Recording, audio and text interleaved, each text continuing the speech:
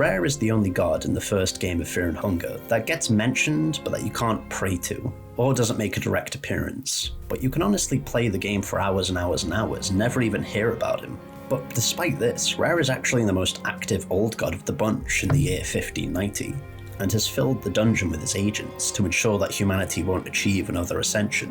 On the surface, Rher doesn't have any influence of the plot during the events of the first Fear and Hunger game. He's just an odd lore factoid in Voltiel's pub quiz. But upon closer inspection, it becomes clear that not only is Rher involved in the events of Fear and Hunger, he's an active player in the cosmic scale events that take place over the course of the game. In fact, he's probably the single best player. After the Fall, a plethora of characters arrive at the dungeon, either living in the titular Fear and Hunger dungeon or living in Mahab, and each one has their own unique gender and goal, ranging from making a ton of money to mastering the power of the gods. And Rher only seems interested in one of the parties, Nilvan the Endless, and her goal to make her child, the girl, an ascended god. While new gods pale in comparison to the old gods in terms of power, an ascended god, the result of a human being mantling the power of a dead old god, directly rivals the old gods in power, and Rher doesn't like this. Not one bit. The new gods have this to say about him. Trickster god, also known as the Moon god. He is one of the last older gods to still observe mankind. He is a jealous kind. He would not share the godhood and the world order with humans and the new gods. He has many ploys to diminish our influence. The new gods themselves claim he is one of the last older gods to still actively observe humanity, and once you are armed with this knowledge, it's easy to see his influence everywhere, even if he himself remains hidden and vague. Even in Termina, when he literally stares down at people from the sky. Not much is known about the enigmatic being. We do get a book on Rher in Termina, authored by everyone's favourite goth, Enki. Very much like the sun, the moon is one of the primordial entities, and thus it has lore and beliefs written since the dawn of time. This makes it difficult to separate fact from fiction, and mad ramblings from hidden truths. Consistent details among the myriad of stories seem to hint of a god called Rher, also known as the trickster god and the moon god. In the most ancient writings, Rher is depicted as the god of the insane, and those who have succumbed to madness. His blessing to men is his moonlight, which is said to uncover the truth under the human filth, a truth that is often too much for a human mind to handle. It can be debated whether his version of the truth is more accurate than that of the human filth. Unlike many of the older gods, Rher's part in the greater scheme remains a mystery. Just looking at the night sky, you can see his presence in an eternal slumber. This makes his secrecy even more infuriating. He is literally hiding in plain sight. It's hard to say right now exactly what concept he embodies. Enki argues he embodies madness, and that he shines a revealing light on humanity, though we learn through the events of Termina that he turns people into creatures called Moonscorch. But even Enki in his wisdom doesn't really know. He himself expresses frustration at Rher's ability to keep himself obscured. But one thing is absolutely certain, he despises humanity. That's something that both Enki and the new gods seem to agree on. In the first game, the Maneba are the first enemy we encounter in the dungeon, after the docks. They're a strange floating jellyfish-like creature, and we can actually talk to them and get some interesting responses. What is your origin? As the Maneba floats around mysteriously, you feel as your question is answered inside your head. Maneba's origins come from deeper depths. You see visions of ruin clouded by a green hue. What is that place, shrouded by the green hue? The Maneba suggests that it is a place caught in a place, where time has no meaning. The Maneba have telepathic abilities. In Termina, Rher has specific domain over the mind, with his most devoted followers having the ability to read minds. Interestingly, they patrol the initial hallways of the basement, as though they're searching the massive corpse piles down there for something, or someone. Another Rher agent is the Lady of the Moon, a creature we find slumbering in the Tomb of Orma. She emerges from a green hue with a simple offer for us. She too is accompanied by a vanguard of Maneba, who seem to guard the entrance for her. The fact that they linger in the Tomb of Orma is interesting. Between this and the basement, it makes me wonder if they have some ability to feed on lingering energy of dead beings, or if they're looking for something or someone related to the ability to ascend to the status of the old gods. The Lady of Moon rises from the green hue. The floating being doesn't talk with words. but you hear a gentle female voice echoing inside your head. "O weary traveller, you have come from afar. So have I." Moonbliss is getting tense. She clearly doesn't like the presence of the mysterious creature. "Easy, girl. Who are you?" "I'm the Lady of Moon, a mere servant of the Moon God." "Moon God?" "Yes, I'm sure you've seen him. Just one glance at the night sky. He is ever looking at you. He is very suspicious of you, of men. What is your origin?" "I come from the green, where you see the world through a green-looking glass, where the older beings originate." "Older beings?" "The ones. The creators and destroyers of this world. Can you help me?" "Yes, I can heal your wounds, recover your traumas. I can make you whole again, only for the smallest price. Smallest among you, I want the girl in exchange. The Moon God wants the girl." No?" "I see. Farewell, O weary traveller." She offers us a Faustian bargain to hand over the girl in exchange for the return of our limbs. At this point in the game, it's a tempting offer, but we have to decline. The lady leaves us in peace, and if we attempt to fight her, she'll actually express disinterest in such a conflict. The new gods have this to say about her. We do not know much about her. She is the servant of the Moon God, the older one. The Moon God has his motivations to meddle with the acting process, but we do not understand him. The act in question seems to be Nulvan's plot for a daughter. The new god's answer here seems to indicate that they're aware of it and even approve of it. But the lady isn't the only agent of Rher that wears a cloak of helpfulness, but has blatantly nefarious designs on children. Which brings us to this creep. A servant of the trickster god, the Moon.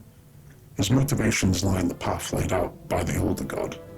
Unfortunately, even we don't understand his mysterious ways. Pocketcat is probably Rhere's most annoyingly persistent servant. We meet him in the caves, and he offers us items in exchange for children. Unlike the Lady of the Moon, though, he'll accept the demon child as a payment as well. We find out in a flashback that he's specifically responsible for the disappearance of Rondon's children.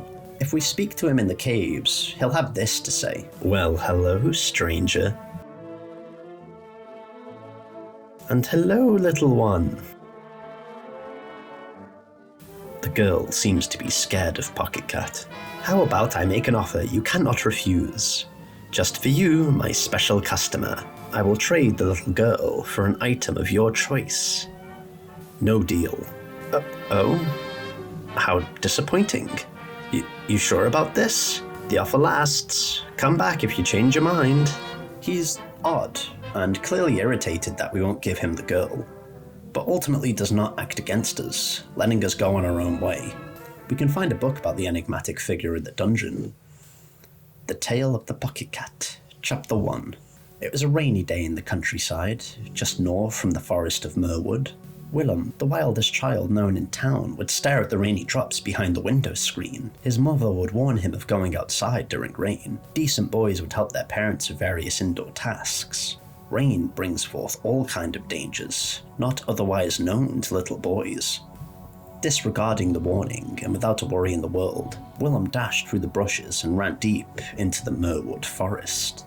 In the heart of the forest, all wet from the rain, Willem heard slight panting noises from an overgrown grotto nearby. Cautiously, Willem peeked through the leaves. He would not believe his eyes when he saw a finely dressed cat, standing on 2 feet, twice as tall as Willem's father would be. The cat's back was facing Willem. Its hand was moving swiftly inside its pocket, with the 2 big yellow eyes gleed inside of a burlap bag in great excitement. Suddenly, the hand movement came to a halt, even if Willem was well hidden behind the leaves. Slowly, the cat turned its eyes towards him. In terror, Willem ran as fast as he could towards his home. The 2 glowing yellow eyes of the cat haunted him all the way to his home gates. His mother was there to meet him by the front door. "So, you just had to go to the woods, did you?" said his mother. "You saw something you shouldn't have, right?" questioned his mother. "And how do I know this?" Willem's mother would go inside to get a little parcel with decorated wrappings. This appeared on the front door just before you came. It was directed to young Master Willem. Slowly, Willem unwrapped the decorated paper with small mouse prints on it. Inside the parcel, there was catnip. It seems that in the world of fear and hunger, he's a boogeyman-like figure, a creature of folklore, a monster whose name is used to scare children into behaving by their parents. Except sometimes those children find out that the boogeyman is real. We can find him again in the Dweller's Village. It's obvious at this point that he's not just a good Samaritan who's looking to find the heir to his chocolate factory. Journeying to Mahab, we can find Tales of the Pocketcat Part 2. The town of Wayward was in a festive mood. It was the beginning of the harvest season, and food was plentiful. Willem's mother and father were arranging a large party for all of the big families in the town. Even some noble ones were supposed to show up from outside. Willem had to wear his suit, the suit he would typically wear when going to church on Sundays. Needless to say, it wasn't to Willem's liking. Now, you know we need to make good impressions to the city folk, his mother would say. Why should I care, said Willem. Willem's mother would pull him by the ear violently and say, don't you understand? A livelihood depends on those noble and the fancy. William shrugged it off and nodded. It is important to obey your parents after all, if you are to grow up even somewhat decent and moral. It is even written in the book of our Lord, the Bible of Ulmer. The party guests started coming at sunset. The festive people were of all kinds. You had the well-eaten mayor of the town, with his wife who was so young. She couldn't have been more than 3 years older than Willem. You had the Parkinsons from next door, with their faces forever set on an expression of pure disgust. There were also many people Willem had never seen before, especially one gay gentleman with a constant grin on his face that caught Willem's attention. The man also noticed young Willem. He winked his eye, even though otherwise his face was set on the same grin all the time. The gentleman gave Willem jeepers creepers. As the full moon had risen the highest and the festive people were at their most cocked, Willem noticed the gay gentleman gone. After a short search, he found the man from the backyard, howling at the moon. This already made young Willem very nervous, but then the man turned his gaze towards Willem. His eyes were the same as the two haunting yellow eyes Willem had seen in the Merwood Forest some days ago, and suddenly Willem realized the size of the man. For some reason he had not realized it before, but the man was almost the same height as their house. With a cat-like expression, the man would say, "Fancy meeting you here, young mister." The illustration on the book looks very lifelike. The Pocketcat seems to stare straight at you from the pages. The Pocketcat would say, "So how do you think we should handle this situation now that you've seen something you shouldn't have? I will reveal you for what you truly are." "You will? What will the others say when they hear about what you did also?" the Pocketcat says as his tone changes from gay to serious. The Pocketcat confronts you by saying, "What happened would bring shame to both of us." The Pocketcat says, "Well, let us not dwell on those matters. The night is festive. It is a full moon, after all." While the cat-like man stares at the moon, he also murmurs something. "Oh, the old one. My lullabies go to deaf ears." The humankind pursues the same goals persistently. The cat asks you one last question. "If I were to get the moon itself to you, would you give up on your quest and lay with me here for tonight?" "No, I'm afraid I can't do that." "You really are out to torment my heart and soul, aren't you?" the Pocketcat says with a sad expression on his face. Pocketcat's powers are beyond what we've encountered so far. He seemingly has the ability to speak to us through space and time via a children's book. So when we have our final confrontation with him in Mahab, we can't help but feel overwhelming dread. "Well, hello again, stranger. We meet again in such a picturesque environment. You must be the one who opened the door to this lovely place. I came to a sudden realization that you happen to have that lovely little human girl with you, and I've been asking for such a thing for a while now. I think you should seriously consider my offer and just hand over the girl." "How is it going to be, old chap?" "No. No."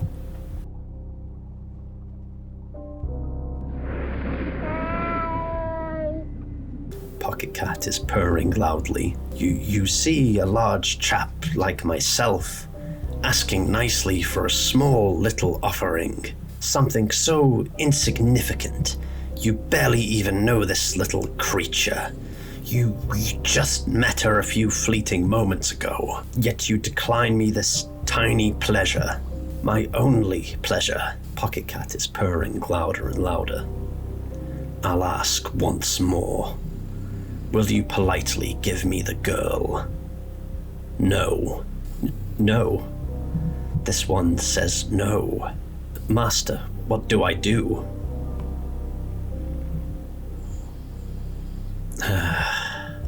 You don't always get what you want, huh?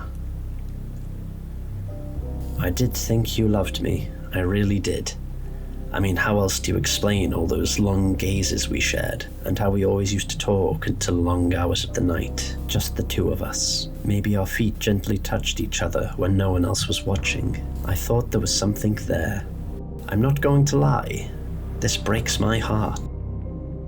I think it's best for me to go. Just leave this place. If you ever know, some things are better left unsaid. I'll leave while I still have my dignity. Goodbye. The Pocketcat clearly wants to kill us, and appeals to Rher for advice. They have an unknown conversation and Pocketcat stands down. He leaves us be after this, but one can't help but shudder at what might have happened to the girl if we had a weaker constitution, or if the monster had found her cage first. It's unknown why Rher called the Pocketcat off, but it's possible the cat was just too useful an agent to risk. Or perhaps Rher didn't want to tip his full hand, yet. But that's not to say he's out of ideas. If the trickster god can't appeal to the greed of humanity, then he'll just have to leave it to brute force. Which brings us to who I believe are his final agents. His ace in the hole, the Lizardmen. In the Dungeon of Fear and Hunger, early on we encounter a Lizardman. Lizardmen are prominent in popular fantasy fiction, with D&D and Warhammer having them feature in stories and plots regularly. But in Fear and Hunger, ostensibly a dark fantasy story, the Lizardmen almost seem a little too high fantasy for what the franchise is going for, which makes their inclusion in the game and story an odd one at first. The first one we encounter is in Noshrah's Bloody Chamber. In the mines, seemingly at random, we encounter another Lizardman, just hanging around. And if you find Nosramis's other secret lab, yes he has two, no he doesn't elaborate, we find two Lizardmen guarding the place, skinning people from Mudima's expedition alive. Why flay somebody alive? Typically to gather information that the person in question doesn't want to share. The final Lizardman we find is a marriage between a Lizardman and a Yellow Mage, and it guards the entrance to the Heart of Darkness, the only place in the world where a true ascension is even possible. The Lizardmen are seemingly placed to guard or wait in key areas, stopping any ambitious human from talking to Noshrah and Nosramis, and learning about the New God Trap, laying in wait for a hapless fool to free the man of prophecy. And of course if those Lizardmen fail, a final one waits, ready to give its life for the cause in the bowels of the Depth God. Now you might be wondering why. Well, the Lizardmen once ruled Mahab, long before mankind. Their statues are still in the Dungeon of Fear and Hunger. We find many ascended Lizardmen, new gods, in the Void, with the Greater Blights roaming the Void as their ferocious protectors. The Lizardmen were seemingly led by great drakes, called Chromatic Blights, and were at some point destroyed and supplanted by humanity. These 5 we find in the dungeon could very well be the last of their kind, although I'll admit here that it's possible the Lizardmen are just here of their own accord, with their own agenda, separate from Rher, though it would be a strange coincidence if that were the case. And they both blatantly have a reason to hate and fear humanity. One of them was driven to extinction, and the other fears the same, not that it really matters. In the first game, Rher fails. The god of fear and hunger is born, and humanity escapes the new god cycle. Though what becomes of the Lizardmen is a mystery, though I suspect that 1590 was likely the last year the species existed. Of the 4 old gods that have influence in the Dungeon of Fear and Hunger, only Rher makes a return for Termina. In the first game it's clear that he failed in his quest to stop the girl's ascendancy, and beneath the bloody streets of Preheville, humanity once again has ambitions of breaking into the realm of the old gods. And this time, Rher himself comes to the earth. This time Rher won't bargain or compromise. This time, Rher won't fail.